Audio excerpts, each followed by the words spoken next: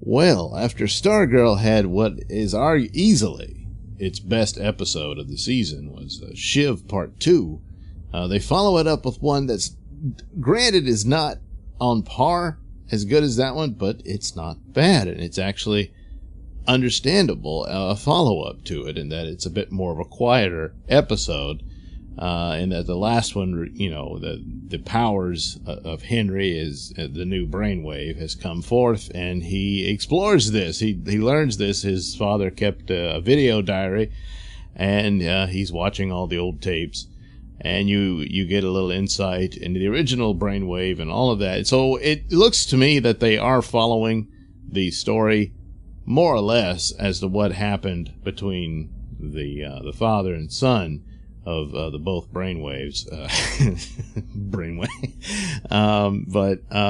so I'm guessing that's where they'll end up. Now, in the story, there was the brainwave that became a superhero, and he had this outfit and all that. And so I guess at some point maybe we'll see him in a suit like that.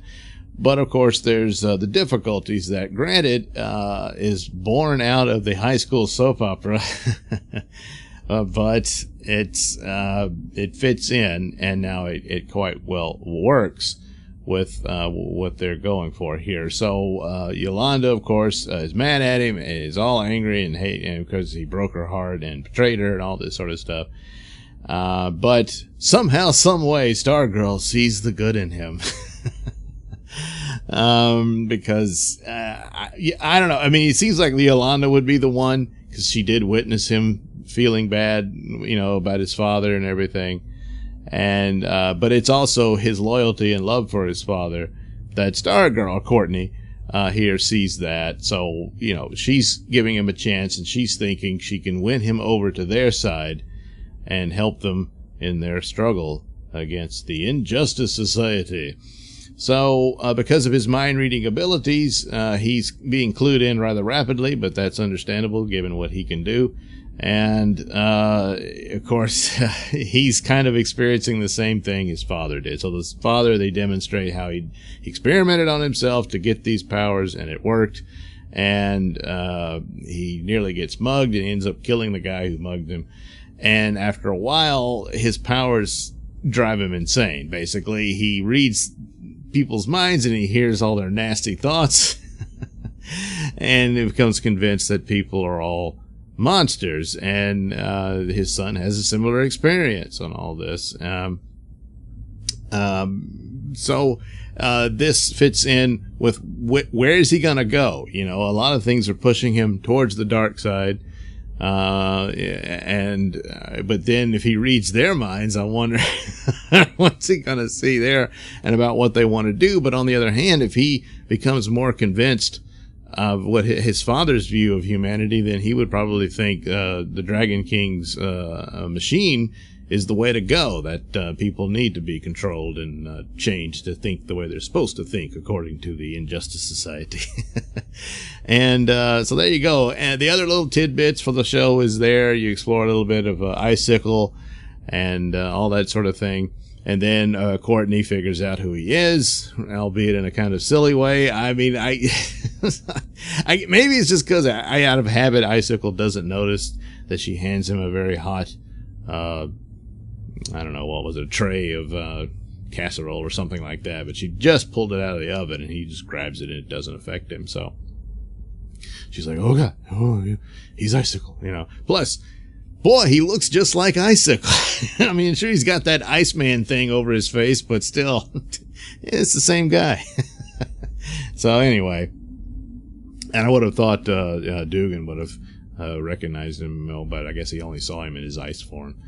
And then you get a little more tidbits. They just introduced this. The janitor is really the Shining Knight, Sir Justin.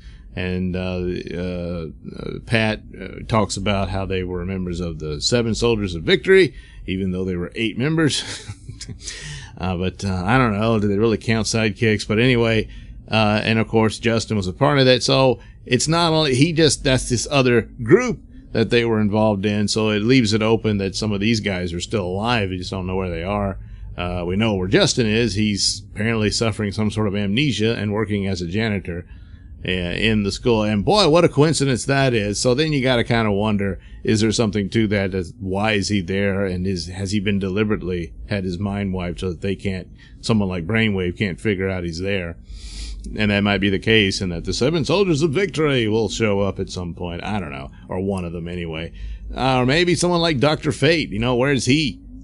Someone like that. So all that's possible, and they are maintaining the intrigue of the plot and mysterious moods about it, and it works. And the show was they seem to have abandoned the silliness, and that's a good thing.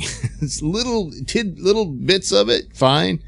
And certainly, that's a part of Courtney's personality and all this. But if they keep going like this, they've got a contender here, and I'm not kidding.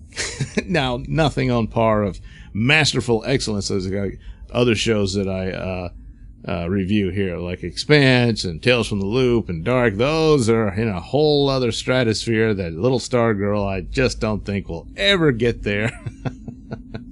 But she doesn't have to. And like I said, of the CW shows, The Flash was the best, and Stargirl seems to be getting very close to that. And if they can maintain that and follow the lessons from these shows that they've produced here, then yeah, they've got something really special here. So far so good from such a great episode as Shiv Part 2 was, and then now you have this follow-up to it, which is a bit muted compared to that one, but it does give you a good insight into Brainwave Jr., I guess. That's what we're dealing with here. Plus the casting of those two, certainly.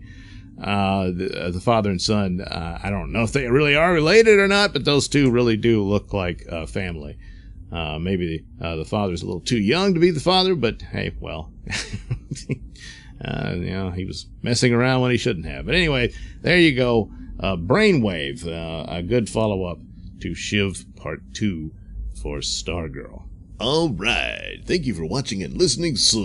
Why not like and subscribe, and check out that link description below. That'll take you to my mini stores and have plenty of goodies for you.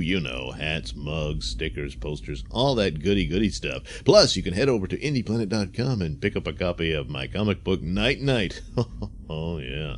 Plus, you can also catch my podcast, Mr Nailsin Show, over at RadioMisfits.com.